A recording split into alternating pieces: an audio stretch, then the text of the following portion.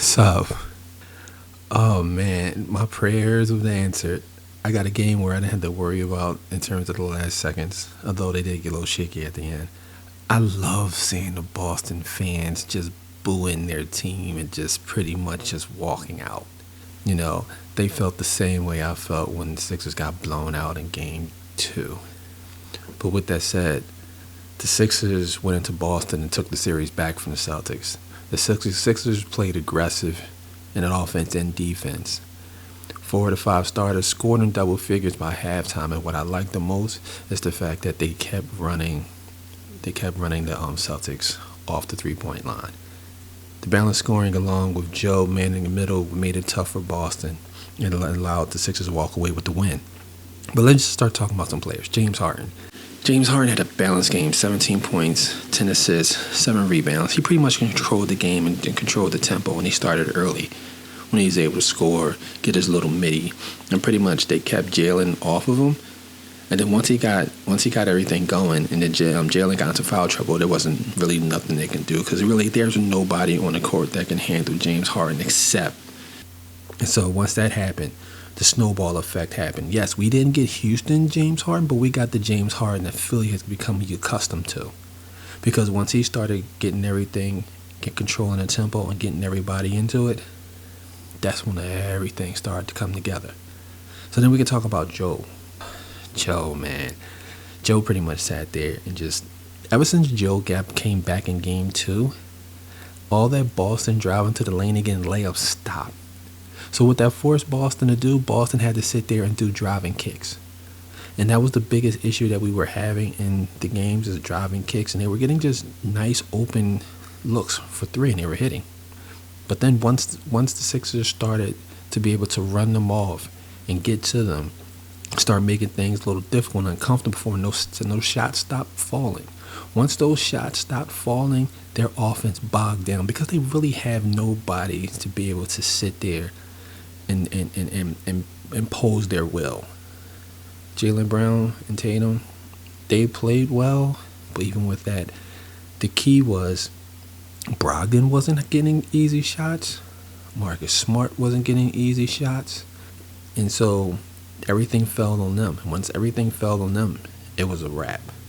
And Joe on the defensive end, he pretty much sat there and he manned the middle. He's blocking shots. He ended with 33 points, 7 boards, 5 block shots. And he made his presence felt on the offense and defensive. Al Horford was pretty much rendered useless. He's not big enough to be able to deal with Joe. And once Joe really sat there and proposed his will to go into the post, there was nothing they can do. The Celtics don't have anybody that can deal with Joe. So Al Horford got into foul trouble. And with Al Horford not shooting well, you can't pull Joe out. So you can't pull Joe out. That's the end of easy layups. The block on Jaylen Brown, when he ran him down, I was so happy because I was so pissed. And before that, when he just dribbled the ball and turned the ball over, there were certain points where I was like, Joe, just give up the ball.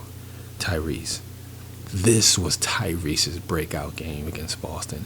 Tyrese has always struggled against Boston. To see him play with aggression, and once those shots started falling, there was nothing Boston can do because the speed by itself is just something that not many defensive players can handle. He had 30 points. He was getting to the lane. He was shooting jump shots. He was shooting mid-range. And once that 3 started cooking, there was nothing they can do. And the ball movement as a team was a lot better. And they were getting a lot of open shots that pretty much helped the team. Tobias had a good game too, but then he got into foul trouble. He ended with 17 points. The one thing that I liked about what Tobias was doing was that when the ball was swinging, sometimes he settled for the jump shot, sometimes he didn't, and he drove to the lane, and then or sometimes he would post up and stuff like that. He continuously made himself a part of the game because there's too many times for me, Tobias would have a good first half and then he'll disappear. This wasn't one of those games. This is just the fact that they had foul trouble. He had foul trouble because the reffing is just that's a whole thing all into itself. But I have to say the star of the game in this situation was the defense. Tatum and Brown had like 60 points combined, but The game wasn't close. They kept Brogdon smart. They kept the role players in check, and there was no open threes. They had to work for everything that they can get. And since they had to work for everything that they get, the shots weren't falling. And the Sixers began to impose their will, and Joe being the biggest person on there and man in that middle, the time that they think they have an easy layup, boom, block shot. Or once they saw him, they realized that we can't just sit there and get a layup, because either he's blocking a shot or he's altering a shot for them to miss. The bench. Daniel House Jr. played very well, and the defense that he played coming in was stellar, because he locked Brogdon up. When Brogdon came in, he wasn't able to do those things that he was doing before against like smaller guards and stuff like that. He wasn't getting those open threes. He was getting ran off. Paul Reed came in and put in some good minutes when Joe was on the floor. When Joe was on the bench, because actually they were able to extend it when Joe was on the bench. Daniel House also contributed 10 points, so that was pretty good coming off the bench. And Melton contributed with good defense. And I'm just so excited about this, because now the Sixers are one win away from the Eastern Conference Finals. I'm just excited. I'm just like, Thursday night it's gonna be crazy here in Philly, and now. But this was a good team win. This was one of the best games that they've played as a team. So, if you like what you're hearing, subscribe, click that bell. I'll talk to you later. I'm out.